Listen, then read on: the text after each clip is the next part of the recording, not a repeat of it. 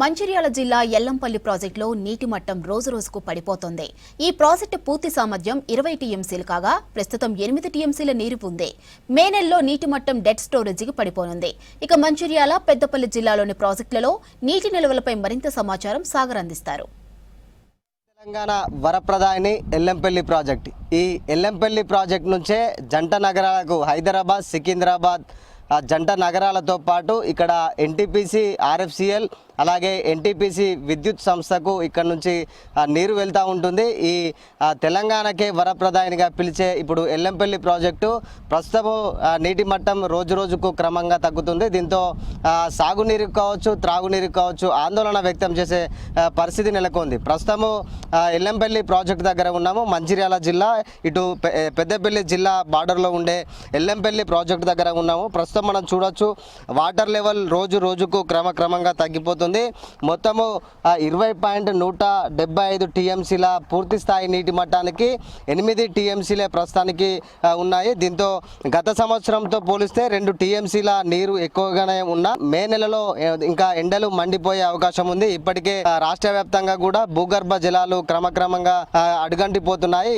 ఈ నేపథ్యంలో ఎల్లంపల్లి ప్రాజెక్టే ఇటు ఉత్తర తెలంగాణకు కీలకంగా మారనుంది.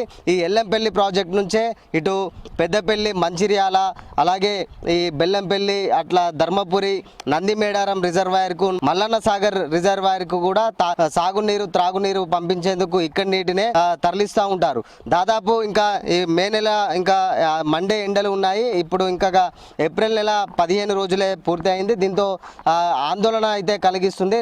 రోజు రోజుకు నీటి మట్టం క్రమంగా తగ్గిపోవడంతో ఇటు ధర్మపురి, నందిమేడారం ఈ ప్రాంతంలో కూడా సాగునీరు అందక పంటలు కూడా ఎండిన పరిస్థితి కూడా నెలకొంది. ఇప్పుడు రానున్న మే నెలలో తాగునీటిని పొదుపుగా వాడుకుంటే తప్ప రాబోయే రోజుల్లో అందరికీ అన్ని ప్రాంతాలకు కూడా అందించే అవకాశం ఉంటుంది.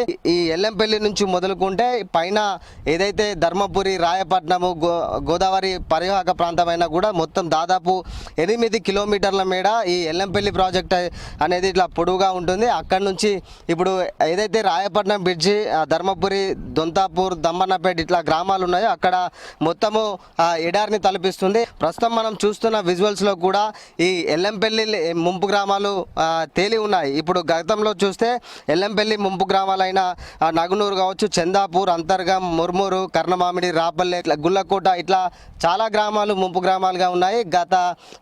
ఎప్పుడైనా కూడా వర్షాకాలము ఫుల్ స్టోరేజ్ అంటే ప్రాజెక్టు ఫుల్ స్టోరేజ్గా ఉన్నప్పుడు మొత్తం కూడా ఆ ఇండ్లు మన ఇప్పుడు కనిపిస్తున్న ఇండ్లు మొత్తం కూడా మునిగిపోయి ఉంటాయి. ప్రతి సంవత్సరం ఎండాకాలం వచ్చిందంటే చాలు ఇట్లా మునిగిన ఇండ్లు అట్లా తేలి కనిపిస్తూ ఉంటాయి. ఇట్లా ఈ ఎల్లంపల్లి ప్రాజెక్టు మొత్తం కూడా ఇప్పుడు డెడ్ స్టోరేజ్కి చేరుకుందని చెప్పుకోవచ్చు. మరో నెలలో గత సంవత్సరం కంటే ఈ సంవత్సరం 2 టీఎంసీలు ఎక్కువగానే ఉన్నా గత వారం రోజులుగా ప్రస్తుత వాతావరణ సిచ్యువేషన్ చూస్తే కొంచెం వర్షాల నేపథ్యం, మబ్బులు రావడంతో కొంచెం వాటర్ అయితే ఆదా అయిందని కూడా చెప్పుకోవచ్చు. ఎందుకంటే ఈ 10 రోజులుగా వర్షాలు కురుస్తున్నాయి. ఎందుకంటే ఈ ఎల్లంపల్లి ప్రాజెక్టు గత సంవత్సరంలో హైదరాబాద్ ఏదైతే మెట్రోపాలిటన్ సిటీ ఉందో అక్కడ మనకు కనిపిస్తున్న ముర్మూర్ ప్రాంతంలో ఆ ప్రాజెక్ట్ ఉంటుంది. ఆ ప్రాజెక్ట్ దగ్గర నుంచే మొత్తము 6 పంపులతోనే హైదరాబాద్ మెట్రోపాలిటన్ సిటీకి వాటర్ పంపిణీ అనేది కొనసాగుతుంది.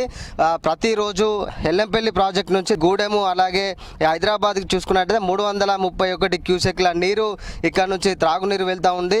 అట్లాగే ఎన్టీపీసీకి 121 క్యూసెక్ల నీటిని అలాగే ఇట్లా వేమ్నూరు, నంది పంప్ హౌస్ ఇట్లా వెళ్తూ ఉంటుంది. కానీ ఇప్పుడు వేమ్నూరు, నంది పంప్ హౌస్లకు అయితే వాటర్ అయితే నిలిపివేశారు. వరి పంట మొత్తం కూడా కోతలకు వచ్చింది. చివరి తడి పంటలకైతే ఏవైతే ఉన్నాయో వాటికి మాత్రమే ఇప్పుడు నీళ్ళ పంపిణీ కొనసాగుతుంది. మరో వారం రోజుల్లో కూడా వరి కోతలు మొత్తం పూర్తయిపోతాయి. ఇప్పుడు సాగునీరు అయితే ఇప్పుడు ఈ మధ్య అవసరం లేకుండా పోతుంది. ముఖ్యంగా త్రాగునీరుకైతే ఈ ఎల్లంపల్లి ప్రాజెక్ట్ నుంచి అయితే తాగునీటిని కాపాడుకోవాల్సిన పరిస్థితి ఏర్పడింది. ఏదైతే ఇప్పుడు ఎల్లంపల్లి ప్రాజెక్ట్ నుంచి ఇప్పుడు హైదరాబాద్ పంపించే మెట్రోపాలిటన్ సిటీ ఏదైతే పంప్ హౌస్ ఉందో అక్కడ 3-4 మీటర్ల లో లెవెల్ మీటర్లు ఉంటాయి. ఆ మీటర్లకు నీటిని తగ్గడంతోనే గత సంవత్సరం కొంత ఇబ్బందికరంగా మారింది. తాగునీటికి ఇబ్బందులు కలగకుండా ముందస్తు చర్యలు అయితే తీసుకున్నట్లు కూడా తెలుపుతున్నారు. ఇక్కడ మనం చూస్తుంది వాటర్ ఫిల్టర్ బెడ్. ఇది మొత్తం కూడా మంచిర్యాలకి మొత్తం త్రాగునీటిని అందించేందుకు ఇది ఉపయోగపడుతుంది. ఈ ఫిల్టర్ బెడ్ మొత్తం కూడా మనం చూడొచ్చు. ఎప్పుడు కూడా ఈ మొత్తం రెండో పిల్లర్ వరకు వాటర్ లెవెల్ కంటిన్యూగా ఉంటుంది. ఇప్పుడు ప్రాజెక్ట్లో నీళ్లు తగ్గిపోవడంతో కూడా మట్టి దిబ్బలు కనిపిస్తున్న పరిస్థితి కనబడుతుంది.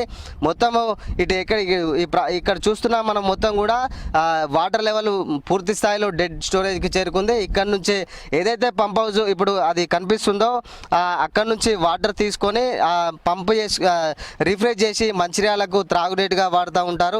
ఇక్కడ నుంచి మళ్ళీ పక్కన కూడా ఒకటి ఉంది. అదంతా మిషన్ భగీరథ వాటర్ ఫిల్టర్ బెడ్గా స్టోరేజ్ అయ్యి అక్కడ నుంచి త్రాగునీరు మిషన్ భగీరథ నీరు వెళ్తుంది. ఇటు మంచిర్యాల జిల్లాకు మొత్తం ఇటు చెన్నూరు కావచ్చు, బెల్లంపల్లి కావచ్చు, ఇట్లా ఇటు పెద్దపల్లి జిల్లా మొత్తం కూడా ఈ ఎల్లంపల్లి ప్రాజెక్టే కీలకం అని చెప్పేసి చెప్పుకోవచ్చు. మొత్తము ఇటు పెద్దపల్లి మంచిర్యాల జిల్లాలోనే అత్యధిక ప్రాజెక్టులు ఉన్నాయి.